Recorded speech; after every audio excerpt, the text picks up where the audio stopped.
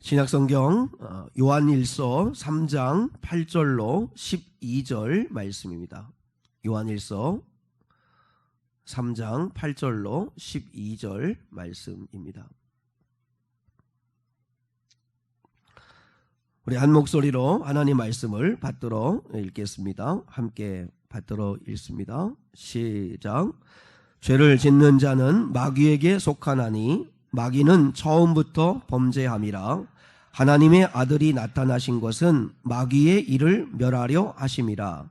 하나님께로부터 난 자마다 죄를 짓지 아니하나니 이는 하나님의 씨가 그의 속에 거함이요 그도 범죄하지 못하는 것은 하나님께로부터 났습니다. 이러므로 하나님의 자녀들과 마귀의 자녀들이 드러나나니 무릇 의를 행하지 아니하는 자나 또는 그 형제를 사랑하지 아니하는 자는 하나님께 속하지 아니하니라. 우리는 서로 사랑할지니 이는 너희가 처음부터 들은 소식이라. 가인같이 하지 말라. 그는 악한 자에게 속하여 그 아우를 죽였으니 어떤 이유로 죽였느냐? 자기의 행위는 악하고 그의 아우의 행위는 의로움이라. 아멘. 아멘. 설교 제목을 한번 따라하겠습니다. 거룩함과 사랑함이 마귀를 이기는 능력입니다.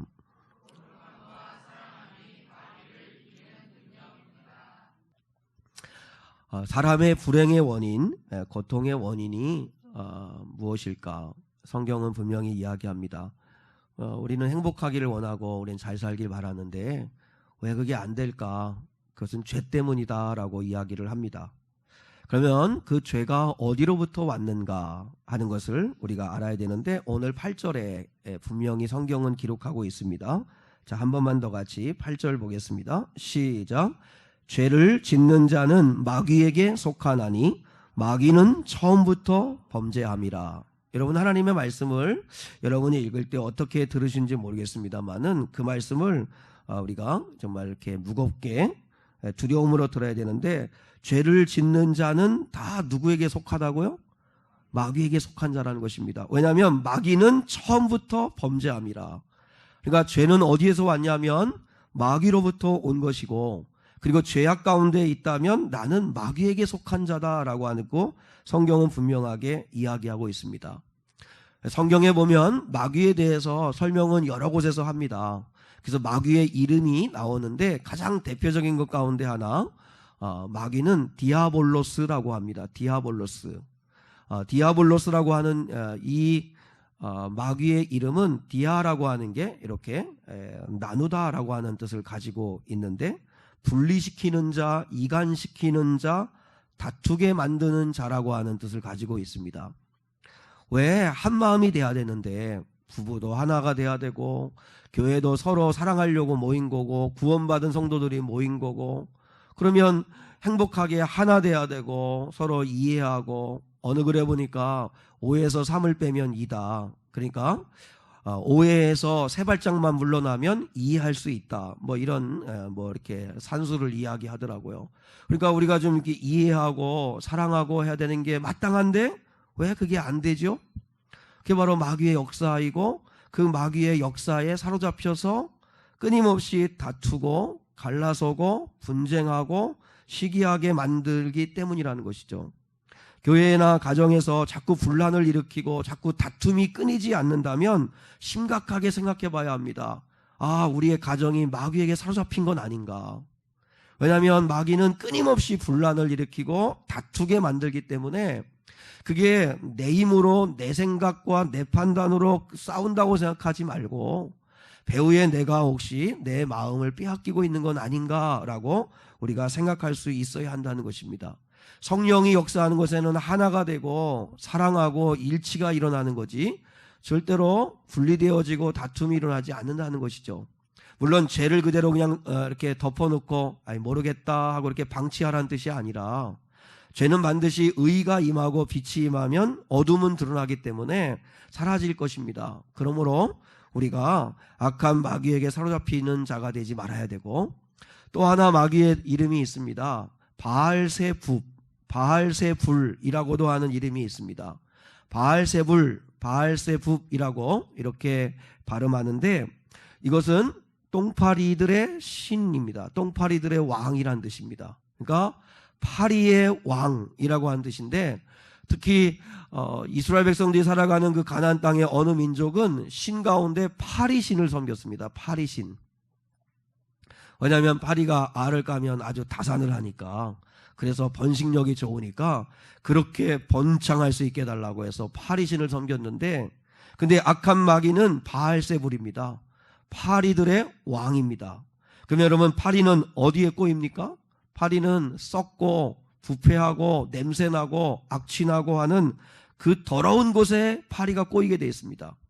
무슨 말이냐면, 우리의 입술에, 우리의 생각에, 우리의 마음에, 우리 가정에 더러운 것, 죄악된 것이 있으면, 그러면 자연스럽게 누가 꼬이냐면 악한 마귀가 꼬이게 되어 있습니다. 그러면 마귀가 자꾸 사로잡아가지고 그 사람을 더 죄악 가운데로 끌어가는 것입니다.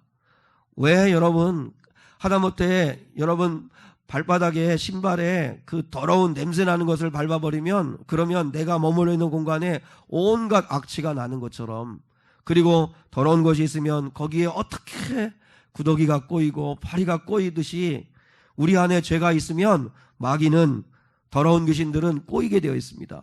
그러니까 마귀에게 빌미를 주면 안 됩니다. 마귀가 틈탈 기회를 자꾸 주면 안 됩니다. 왜냐하면 마귀는 어떻게든지 틈을 타서, 그래서 우리를 넘어지게 하는 자이기 때문입니다. 그리고 마귀는 공중의 권세 잡은 자다, 이렇게 이야기했습니다. 공중의 권세 잡은 자라는 이야기는 한시적으로 이 세상을 장악하고 역사하는 어둠의 세력이라는 거죠. 그러므로 우리 사랑하는 성도들은 지금 이 세상에서 벌어지는 문화나 풍습이나 사상이나 전통이나 또 종교들을 잘 분별해야 합니다. 왜냐하면 마귀가 이 세상의 공중의 권세를 꽉 잡고 있기 때문에, 그래서 끊임없이 악한 마귀가 만들어내는 풍습이나 유행이나 트렌드나 이런 것들은 하나님과 반대되어지는 것들이 많습니다. 그래서 로마서 12장 1절로 2절 말씀에 이렇게 말씀합니다. 그러므로 형제들아, 내가 하나님의 모든 자비하심으로 너희를 권하노니 너희 몸을 하나님이 기뻐하시는 거룩한 산제물로 드리라. 여러분의 몸을 하나님이 기뻐하시는 거룩한 산제물로 드리셔야 합니다. 근데 자꾸 여러분의 몸을 죄악의 몸으로 자꾸 드리면 안 되는 거죠. 이는 너희가 드릴 영적 예배니라. 그 다음 말씀에 너희는 이 세대를 본받지 말고, 이 세대가 뭐냐면 이 세상의 유행, 또 대중문화, 예능, 풍습, 대학문화, 술문화, 밤문화, 동성애, 음란한 문화, 이런 이 세대를 본받지 말고 오직 마음을 새롭게 함으로 변화를 받아 하나님의 선하시고 기뻐하시고 온전하신 뜻이 무엇인지 분별하도록 하라 말씀하십니다. 할렐루야. 이번에 보건복지부, 교육부, 법무부, 여성가족부는 포용국가 아동정책을 발표를 했습니다. 그 가운데 골자가 뭐냐면 민법이 규정한 친권자의 징계권을, 처벌을 금하는 법안을 추진한다 하는 거였습니다. 그러니까 이 법은 무슨 말이냐면, 우리나라도 외국처럼 이제는 친부모가 자녀를 체벌하거나 징계할 수 없게 하자 하는 법안입니다. 민법 915조는 친권자는 자녀를 보호 또는 교양하기 위해 필요한 징계를 할 수 있다, 이렇게 규정하고 있습니다. 근데 이 법무부는 이 조항에서 징계라고 하는 용어를 바꾸거나 아니면 체벌을 금지 조항에 넣자라고 하는 방안을 검토하고 있다는 것입니다. 그러니까 한마디로 말하면, 여러분, 자녀가 잘못해도 부모가 사랑의 회초리를 댈 수 없게 법으로 정한다는 거죠. 물론 자녀들을 학대하는 일부 몰지각한 부모들이 있습니다. 자기의 친자식임에도 불구하고 방치하고, 그리고 또한 그 가정 내 폭력이 심각한 그런 문제들이 야기되는 건 맞습니다.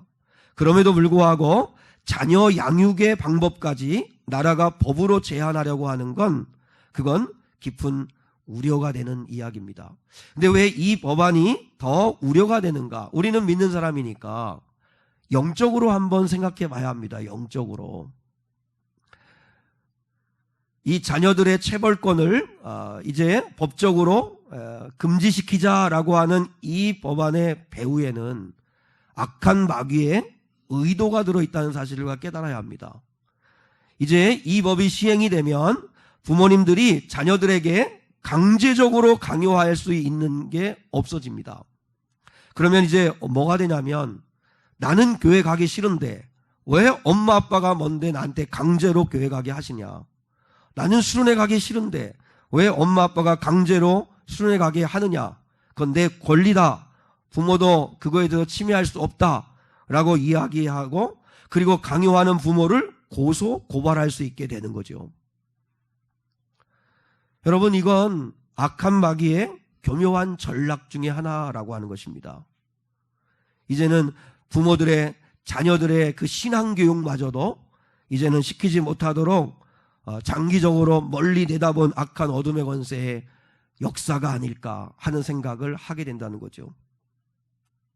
그러니까 우리 예수 믿는 사람들은 이 세상의 풍습이나 유행이나 그리고 트렌드나 이런 것들을 잘 분별해야 됩니다. 왜냐하면 그건 공중의 권세 잡은 악한 마귀가 사로잡고 있는 거기 때문에 그래요. 공중의 권세 잡은 악한 마귀가 조종하고 있는 것들은 세상이나 유행이나 풍습을 따라가면 그러면 반드시 하나님과 멀어지게 되어져 있습니다. 하나님과 멀어지게 돼 있어요. 예능이나 드라마나 영화에서 악한 마귀는 하나님을 대적하는 일들을 만들어내지 하나님의 뜻에 순응하는 일들을 만들어내지 않습니다. 우리 장한 성도들이 이 세대가 어디로 가고 있는가를 분별하셔야 합니다. 그리고 하나님의 말씀과 하나님의 뜻에 정반대되어지고 있다면 그러면 우리는 분별하고 그리고 그것을 지켜낼 수 있도록 믿음을 강화시켜야 되는 거죠. 경건 생활을 하지 않고 여러분이 유튜브 동영상을 보고 그 다음에 게임을 하고 그 다음에 드라마를 보고 이런 거에 빠져 있으면 그러면 누가 역사하냐면 공중의 권세 잡은 자가 그런 자를 강하게 사로잡는 것입니다. 그래서 점점점 생각과 마음을 공중의 권세 잡은 자가 사로잡아서 하나님에 대한 관심과 마음을 사라지게 만드는 것입니다. 제가 지금 말하는 건 유튜브에 동영상을 보고 게임을 하고 드라마를 보는 자체가 죄다라고 하는 이야기를 하는 게 아닙니다. 그런데 그거에 빠지면 그거에 시간을 들이고 마음을 쓰면 그러면 그거에 비례적으로 반비례적으로 하나님에 대한 마음과 하나님에 대한 열정은 반드시 식어지게 되어 있습니다. 나도 모르게 마귀에게 끌려가는 거예요. 제가 오늘 우리 아동부 아이들한테 언제가 제일 행복하니 언제가 제일 즐거우니 라고 이야기하니까 많은 아이들이 게임할 때래요. 게임할 때. 지금 한참 뜨겁죠. 세계보건기구에서 이 게임 중독을 이제 질병으로 이제 인정해야 되는 이 법안에 대해서 그래서 우리나라에 또 특히 게임 업계라든지 많은 젊은이들이 그 게임을 왜 즐기는 게 그게 왜 질병이 돼야 되냐 이렇게 이야기하면서 한참 논쟁이 뜨겁습니다.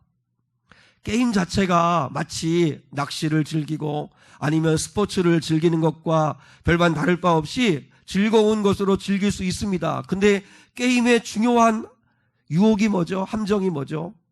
그게 중독성이 강하다는 거죠. 그걸 절제하기가 힘들다는 거죠. 그리고 그것이 주는 듣게 하고 보게 하고 하는 그 영상이나 듣게 하는 소리나 그 모든 내용들이 결코 하나님의 거룩한 나라를 세우는 것과는 반대되어지는 것들이라는 거죠. 그 게임 속에, 그 문화 속에, 그 대중문화 속에 그것이 누가 역사하고 누가 공중에 권세 잡은 이 마귀가 사로잡고 있기 때문에 그래서 결국은 하나님과 점점 멀어지게 만든다는 거죠. 저를 향하는 성도들이 경건 생활에 게을리하지 않기를 주님의 이름으로 축원합니다.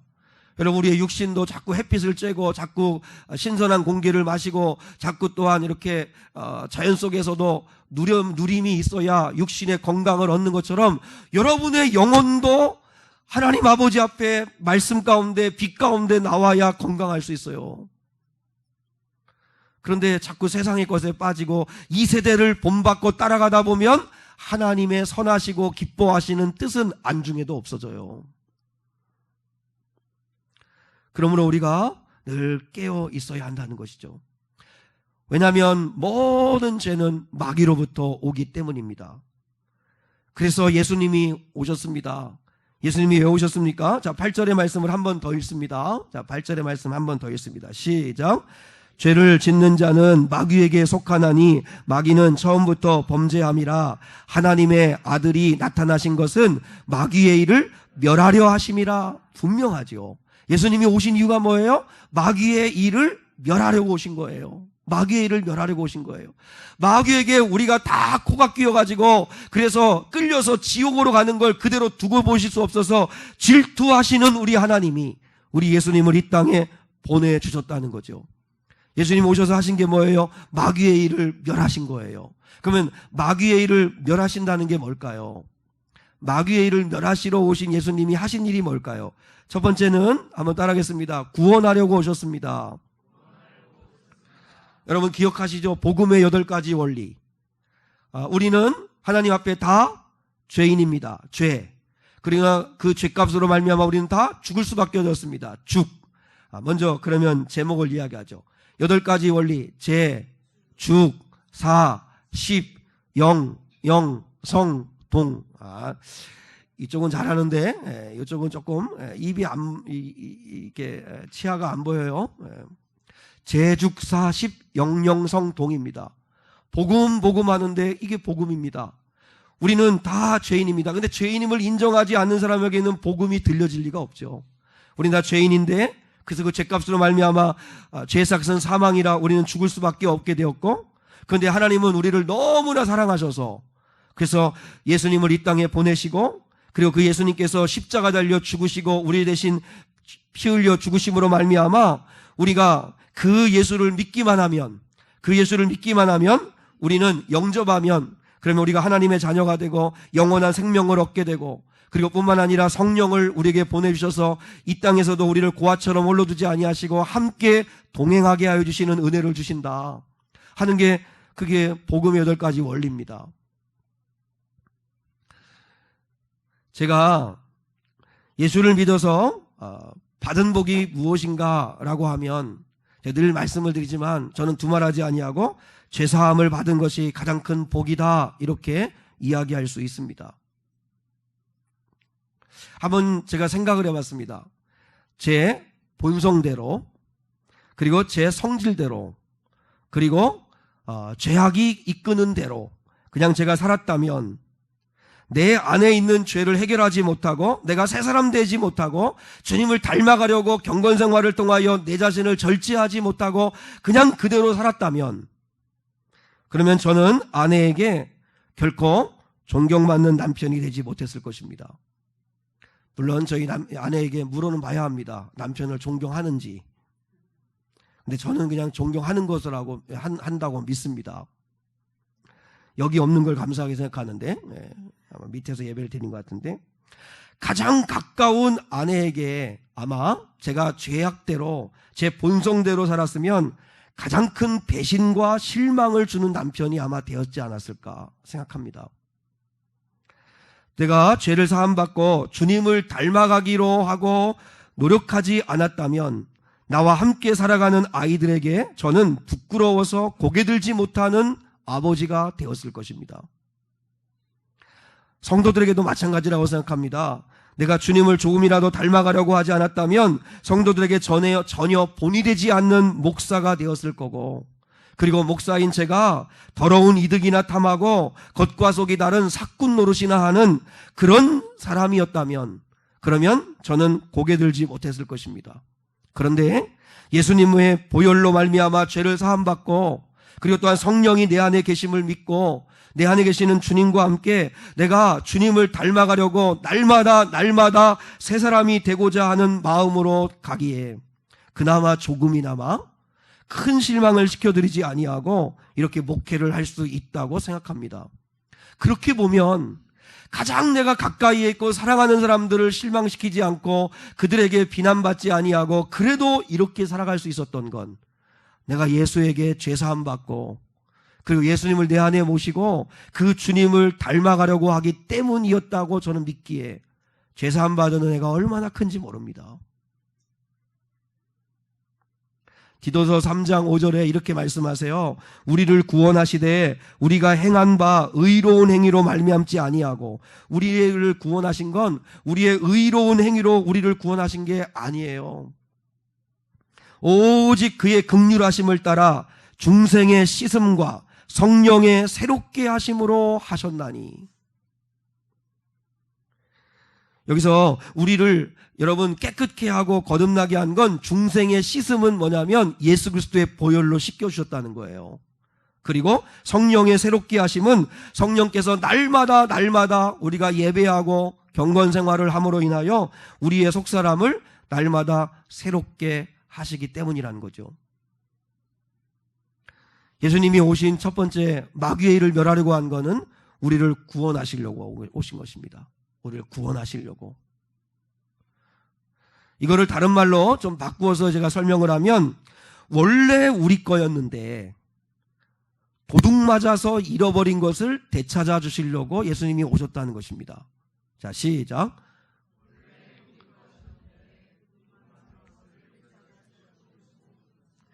아무 기대도 안 하고 그냥 해본 건데 어디 이건 또 이렇게 잘 따라하세요. 대단하신데요. 인사는 길면 좀 힘들어 하시는데 이건 또 원래 우리 거였는데 도둑 맞아서 잃어버린 것을 되찾아 주려고 주님이 오신 거예요. 그게 마귀의 일을 멸하는 건데, 그러면 원래 우리께 뭐였는가를 알아야 되겠죠. 원래 우리께 뭐였는가. 지난주 목요일에 우리 성암 안식원 개원 30주년 감사 예배를 드렸습니다. 30년 전을 저는 30년 전을 보지는 못했지만 30년 전을 생각해보면 아마 지금 그 성암리 지금 성암 안식원이 들어있는 그 자리는 아마 야산이었겠죠. 야산. 그런데 그곳에 꿈을 가진 사람이 길을 내고 그리고 건물을 짓고 그리고 노인들의 안식처인 안식원을 시작하게 되었겠죠. 지금은 성암 안식원, 보훈의 집, 성암 홈케어, 그리고 성암 요양병원, 그리고 성암 베델교회, 그리고 힐링 의료타운이 세워져 가고 있죠. 근데 그것을 이렇게 바라보면서 한 사람도, 거기에 많은 사람들이 왔었는데 한 사람도 거기에 세워진 모든 건물과 그 되어져 가는 모든 일들이 우연이 되었다고 생각하는 사람은 한 사람도 없을 겁니다. 그죠? 그게 우연이 되었을 거라고 생각하는 사람은 아마 그건 정신 나간 사람이겠죠. 반드시 꿈꾼 사람이 있을 거고 설계한 사람이 있을 거고 그리고 사랑하고 희생한 사람이 있다는 걸 누구나 압니다.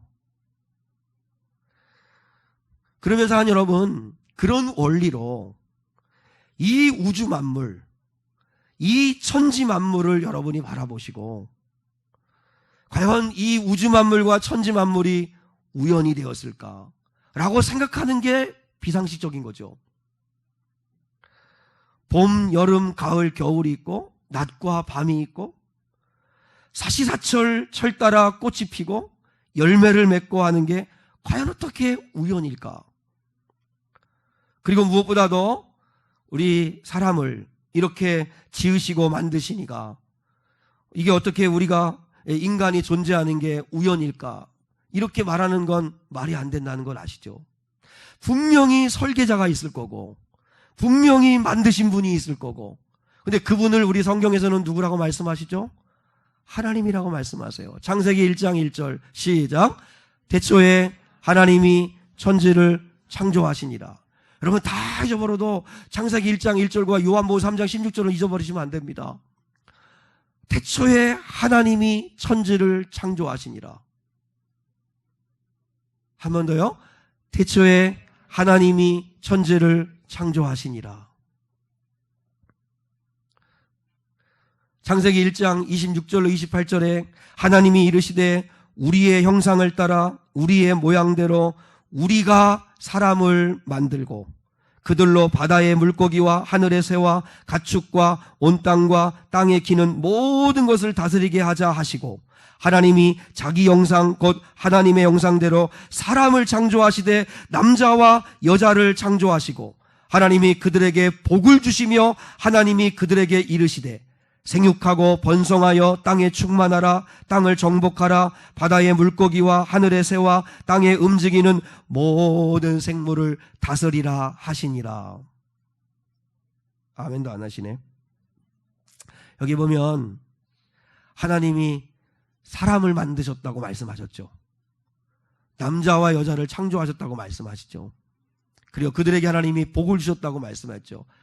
땅에 생육하고 번성하여 땅에 충만해라. 하나님이 사람들에게 특별히 당신의 형상을 담게 하셔서 거룩함을 담게 하시고 사랑을 담게 하시고 하나님의 성품을 담게 하셔서, 그래서 우리 사람을 창조하셨다고 분명히 하나님은 성경에 말씀하셨죠. 그러면 우리는 결코 우연이 아니고 하나님의 놀라우신 은혜와 섭리 가운데서 창조되었음을 압니다. 그러면 내가 어떻게 살아야 되고 어떻게 사는 게 잘 사는 거고 나는 어디서 와서 무엇을 위해 살다가 어디로 가는 건지 알 수 있으려면 그러면 나를 만드신 분에게 가서 물어야 합니다. 그게 하나님이죠. 하나님에게 물어야 합니다. 여러분, 하나님이 원래 디자인한 게 뭐죠? 하나님이 이 세상을 만드시고 사람을 만드시고 하나님의 원래 손상되지 않은 디자인 설계도가 뭐냐면, 하나님과 우리는 영원히 살아갈 자로 만드셨습니다. 영원히 살아갈 자로 만드셨습니다. 근데 영생을 잃었습니다. 그리고 하나님은 우리에게 복을 주셨습니다. 복, 행복을 주셨습니다. 하나님이 만드시고 가장 먼저 주신 게 복입니다. 그런데 우리는 그 행복을 잃었습니다. 그리고 하나님이 우리에게 에덴 동산인 낙원을 주셨습니다. 그런데 그 낙원을 죄악으로 말미암아 잃어버렸습니다. 그리고 원래 우리는 하나님의 자녀인 그 특별한 신분을 가진 자였는데, 그런데 그 하나님의 자녀됨의 특권을 잃어버렸습니다. 자, 오늘 요한일서 3장 1절과 2절을 한번 보겠습니다. 요한일서 3장 1절과 2절 앞으로 가셔서 제가 함께 한번 읽겠습니다. 시작.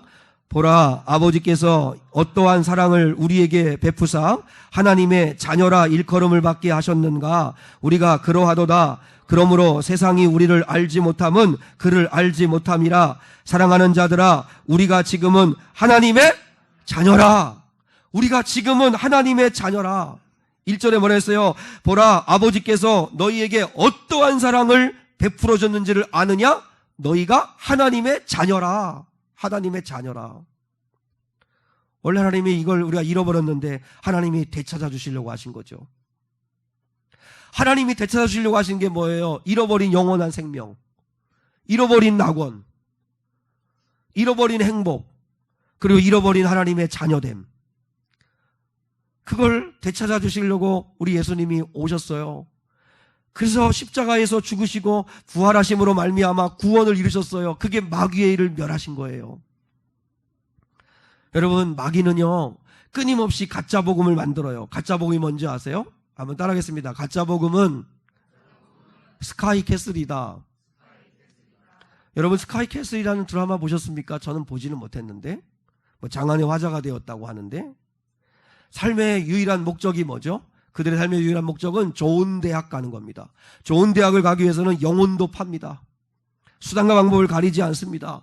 왜요? 좋은 대학을 가려고 할까요? 그래야 좋은 직장을 얻을 수 있기 때문입니다. 일명 사자 들어가는 직업을 갖게 하려고 하는 것이죠.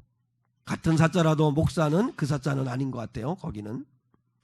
그래서 사자가 들어가는 직업을 갖게 하려고 합니다. 그리고 캐슬이라고 하는 성 같은 집에서 좋은 차 타고 좋은 옷 입고 좋은 음식 먹으며 떵떵거리고 사는 걸 행복이라고 이야기합니다. 이게 마귀가 주는 가짜 복음입니다. 그래서 행복합니까? 그래서 여러분 잘 사는 인생이 됩니까? 그렇지 않습니다. 여러분 기억하셔야 합니다. 예수님이 진짜 복음입니다. 예수님이 진짜 복음입니다. 자, 9절 말씀을 봅니다. 9절 말씀을 함께 읽습니다. 시작. 하나님께로부터 난 자마다 죄를 짓지 아니하나니 이는 하나님의 씨가 그의 속에 거하며 그도 범죄하지 못하는 것은 하나님께로부터 났습니다. 이건 좀 설명이 조금 필요해요. 하나님께로부터 난 자마다 뭐를 짓지 않는데요? 죄를 짓지 않는데요. 근데 나는 목사고 난 예수를 믿었고 그리고 또한 거듭난 게 확실한데 나는 근데 죄 짓는데 여전히 넘어질 때가 있는데 근데 오늘 성경은 하나님께로부터 난 자는 죄를 짓지 않는다. 근데 나는 죄를 짓는데 그럼 나는 하나님께로부터 난 자가 아닌가? 나는 구원받지 못한 자가 아닌가? 라고 여러분이 오해할 수 있습니다. 그럼 하나님께로부터 난 자마다 죄를 짓지 않는다 하는 이야기는 뭐냐면 쉽게 말하면 죄를 이길 수 있다는 뜻입니다. 죄악 가운데 여전히 머물러 있지 아니하고 그 죄로부터 나와 죄를 짓지 않는 하나님의 자녀가 될 수 있다는 말씀입니다. 죄를 그러면 이기는 길이 뭐예요? 죄를 이기는 길이 오늘 구절에 있잖아요. 여러분 하나님께로부터 난 자마다 죄를 짓지 아니하나니 이는 뭐가 우리 속에 있기 때문이에요? 하나님의 씨가 우리에게 있기 때문이다. 하나님의 씨가 뭘까요? 하나님의 씨가. 그러면 전통적으로 두 가지를 이야기합니다. 성령과 말씀. 성령과 말씀을 우리에게 주셔서 그 성령과 말씀을 우리 안에 채우면 그러면 우리는 죄를 이길 수 있다는 것입니다. 왜 우리가 예배하는지 아십니까? 제가 지난주에 한 주간 동안 제가 지난주 주일에 그런 광고를 했죠. 매일 새벽 예배 10분 나오면 그러면 10명이 1시간 기도하니까 10시간이고 시간으로 따지면 그러면 월요일부터 금요일까지 50시간이 될 것 같고 그리고 그 수요 예배, 금요 예배 25분씩 예배 참석하면 50시간 될 것 같고 그래서 일주일에 우리가 예배로 기도로 하나님께 100시간 올려드리면 좋겠다 했는데 일주일 통계를 냈는데 89시간입니다. 89. 그것도 첫날에는 6분 새벽 예배 왔습니다. 월요일 날. 근데 저녁에도 8시에도 기도합니다. 두 분 권사님과 저와 집사람이 1시간 기도합니다. 그래서 4명이 와가지고 10시간 가까스로 채웠습니다. 그래서 8명이 오면 그러면 이제 또 2시간이 남고 하는데 수요 예배는 또 그 다음에 금요 성령 집회 우리 아이들이 6명, 아이들이 6명. 아이들만도 못하신 분들이 있나 모르겠는데 아이들이 6명. 아무튼 그 아이들도 다 뭐 교회 와서 놀더라도 하여튼 뭐 어느 아이는 뭐 교회 와서 노는 게 제일 좋다고 하는데 뭐 감사하죠. 그래서 20분씩이어가지고 11시간이 부족했어요. 11시간이. 저는 의상한 성도들이 새벽에도 수요일도 금요일도 자꾸 예배에 나와서 우리 교회가 좀 일주일에 한 100시간은 좀 하나님 앞에 예배로 좀 올려드리면 좋겠다 하는 일에 여러분이 참여할 수 있기를 주님의 이름으로 축원합니다.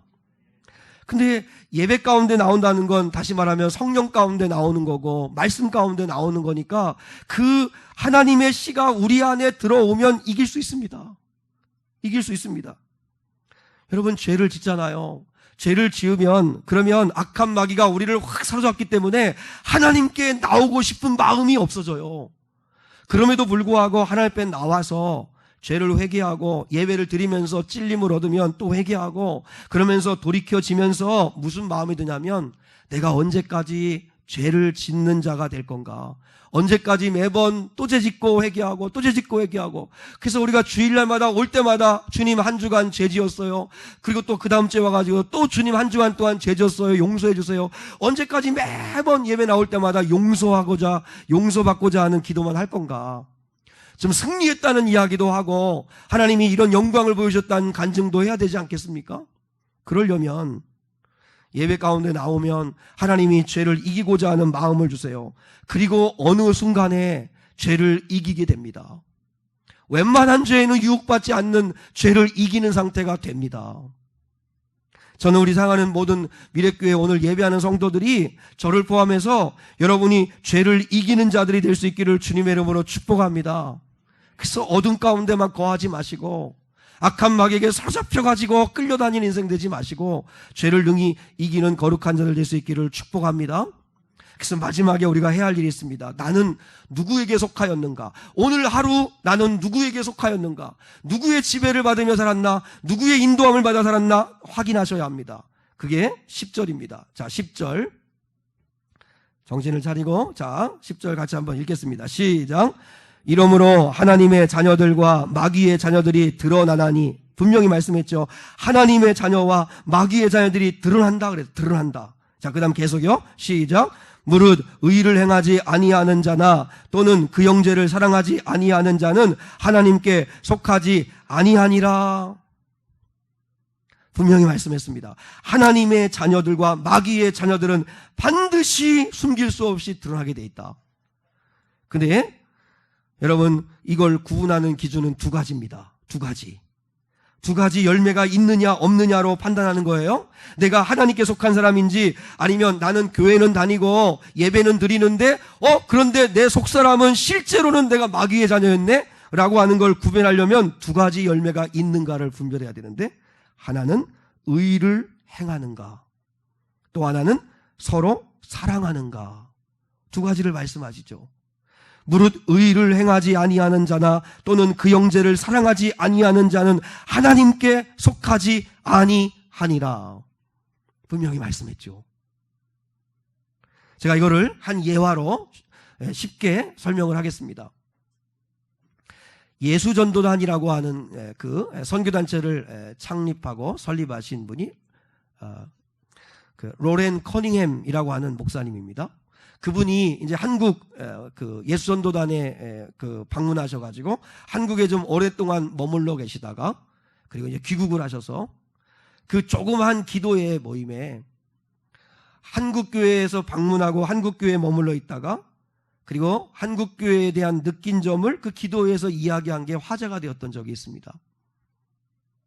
로렌 커닝햄이라고 하는 아주 순수한 영성을 가지고 있는 이 목사님이 한국교회 지도자들과 지도자급에 속한 평신도들을 이렇게 바라보면서 느낀 점을 이야기했는데, 한국교회 지도자들과 지도자급에 있는 장로, 권사, 안수집사 이런 사람들이 회개를 촉구하는 이야기를 했습니다. 그러면서 이렇게 이야기했습니다. 한국교회 지도자들과 지도자들이 빠진 가장 큰 두 가지의 죄가 있는데, 하나는 돈을 너무 사랑한다는 것과 너무 음란하다는 것이다. 그렇게 얘기했습니다. 주님이 보시는 건 뭐 더할 나위 없겠죠. 그런데 그 로렌 커닝햄 목사님이 보실 때도 한국교회 지도자들과 지도자급에 속했다고 믿음이 있다고 하는 지도자급에 속한 성도들이 너무 돈을 사랑하더라.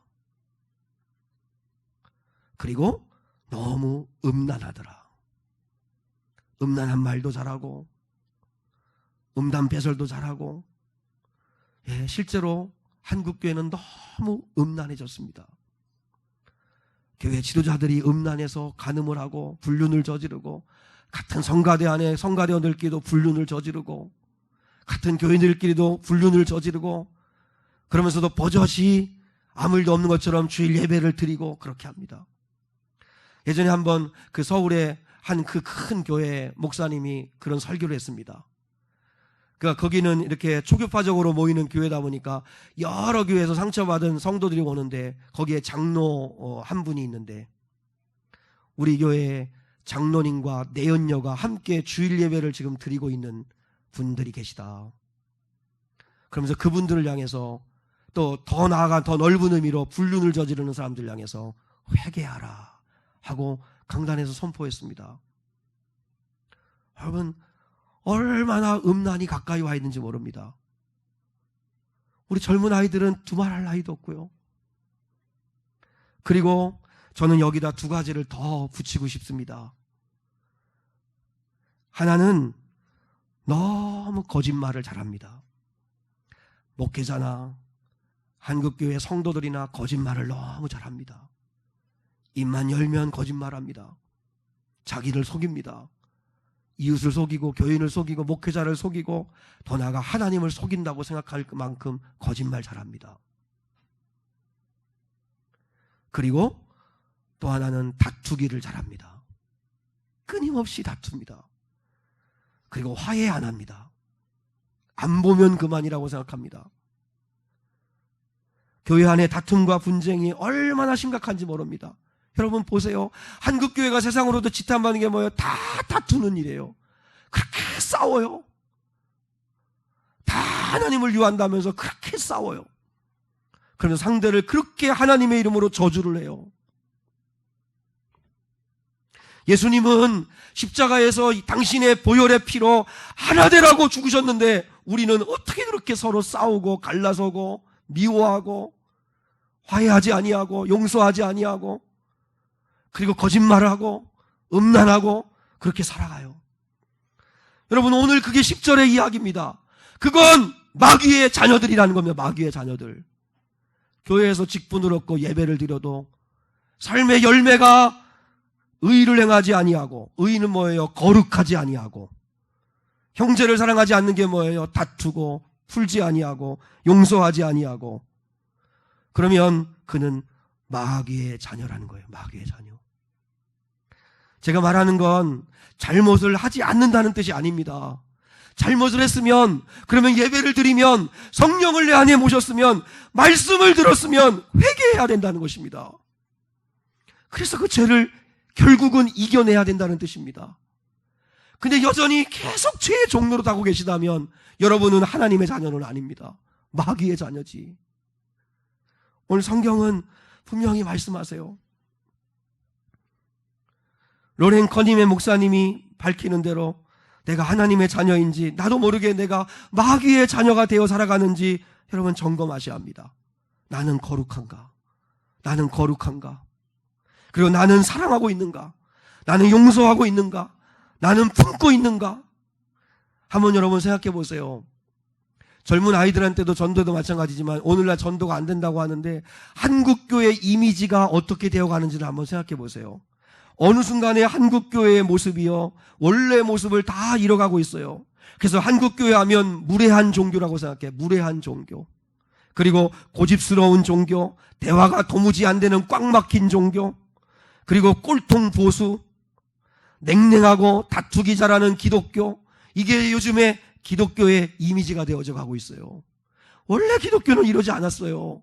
원래 기독교는 따뜻하고 친절한 기독교, 생기 넘치고 사랑하고 품어주는 기독교, 진리를 위해서는 생명도 아낌없이 내어놓는 기독교, 상식과 예의를 갖추고 희생하는 기독교, 십자가를 지고 섬기는 기독교, 젊은이들에게 꿈과 비전을 주는 기독교, 그게 우리 기독교의 모습이었어요. 그런데 어느 순간에 이런 모습들을 다 잃어가고 있어요. 왜 그렇죠? 우리 한 사람 한 사람이 하나님의 자녀가 되어야 되는데, 근데 어느 순간에 나는 하나님의 자녀라고 생각하고 살아가는데 의 가운데 빛 가운데 나오지 아니함으로 인하여 어느 순간에 내 안에 어둠이 들여져 있고 내가 나도 모르게 마귀에게 끌려가고 있는 그런 삶을 살고 있더라는 것이죠. 그래서 맺어지는 열매들이 거룩하지 않지요, 사랑하지 않지요. 그러니 세상 사람들에게 점점 기독교가 오해받아가는 거지요. 원래는 그렇지 않았는데, 원래는 우리나라가 1910년도에는 기독교인이 3%밖에 안 될 때도 나라와 민족을 위해서 앞장서는 그런 민족의 지도자들이 다 기독교인이었는데, 근데 왜 이렇게 되어가죠? 그건 우리입니다. 우리. 오늘 사랑하는 성도 여러분, 마귀를 이기는 길은 다른 게 없습니다. 거룩함과 사랑입니다. 내가 거룩하지 아니하면 마귀 이길 수 없습니다. 여러분, 그러면 어느 순간에 바알세불 똥파리의 왕인 마귀는 꼬이게 되어 있습니다. 내가 죄를 씻지 아니하고 거룩하지 아니하면, 그리고 용서하고 화해하고 사랑하고 화목하지 아니하면, 친절하지 아니하면, 따뜻하지 아니하면, 그러면 여러분 악한 마귀는 역사하게 되어 있습니다. 저는 우리 교회, 우리 미래교회가, 그리고 오늘 예배하는 우리 사랑하는 성도들이 진정 거룩함과 사랑함으로 마귀를 능히 이기는 거룩한 성도들이 될 수 있기를 주님의 이름으로 축복합니다. 날마다 살피셔야 합니다. 나는 누구의 자녀인가?